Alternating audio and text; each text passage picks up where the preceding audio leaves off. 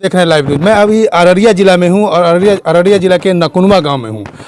25 तारीख को इस घर से मिथिलेश यादव कोर्ट में गए और सरेंडर किए।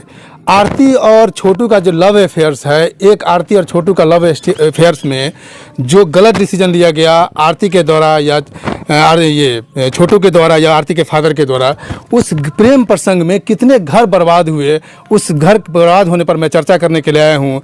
मिथिलेश यादव की पत्नी है मेरे साथ जुड़ रही हैं, मिथिलेश यादव की पत्नी जुड़ रही है, क्या नाम है, खुशबू यादव। खुशबू यादव जुड़ रही हैं और ये बताएगी कि मिथिलेश यादव इस केस में कितना दोषी है। मैं बात कर रहा हूं उनकी पत्नी से, खुशबू यादव से, कि मिथिलेश यादव 5 जुलाई को उस रात कहां थे और 6 जुलाई को कहां थे आपके पति ये मिथिलेश यादव?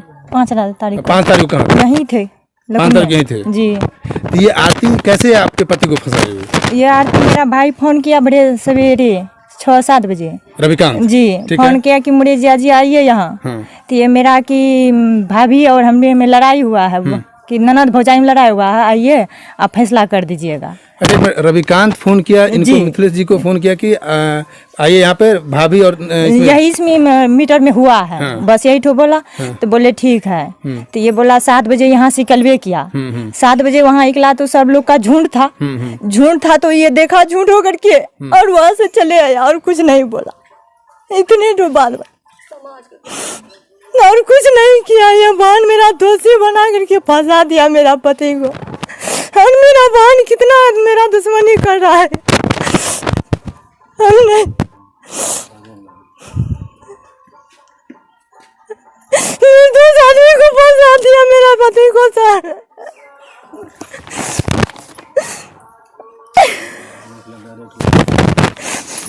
डर है तो ये बोला ठीक है हम जा रहे हैं। तो 7 बजे यहाँ से निकलवे क्या ये 7 बजे वहाँ निकला तो वहाँ देखा लोग सबके झुंड था तो वह घूर के घर आ गया, बस और कुछ नहीं हुआ। झुंड देख करके चले आए। देखिए वो झुंड देख करके इसलिए चले गए कि वहाँ का माहौल बहुत ही खराब था और उस परिवार से वो रिश्ता रख रहे थे, तो हो सकता था कि उनके ऊपर भी जानलेवा हमला हो सकती थी, इसलिए वो झुंड चढ़ के चले, इनके कथनानुसार।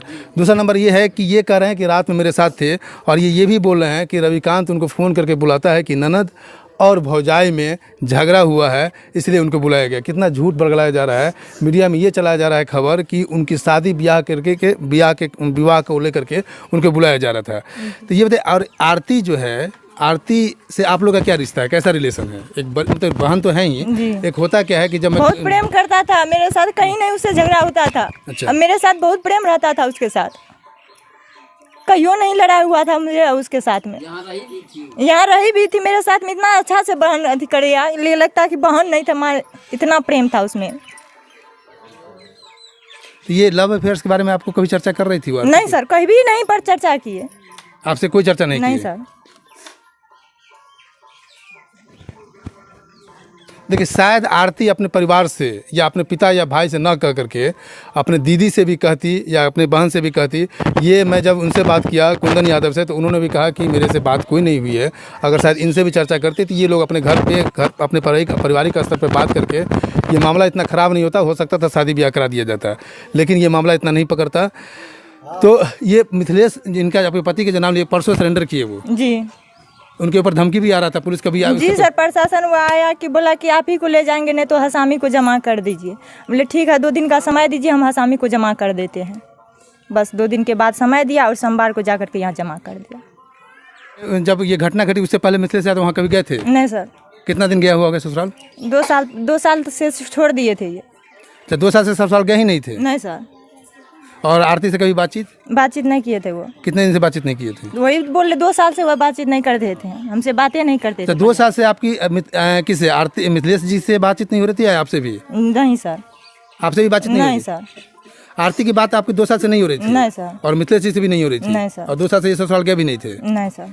देखिए, पॉइंट नोटेड है। आरती से इनकी बातचीत नहीं हो रही थी 2 साल से, नंबर 1। दूसरा नंबर है 2 साल से मिथिलेश यादव से भी इनकी बातचीत नहीं हो रही थी आरती से।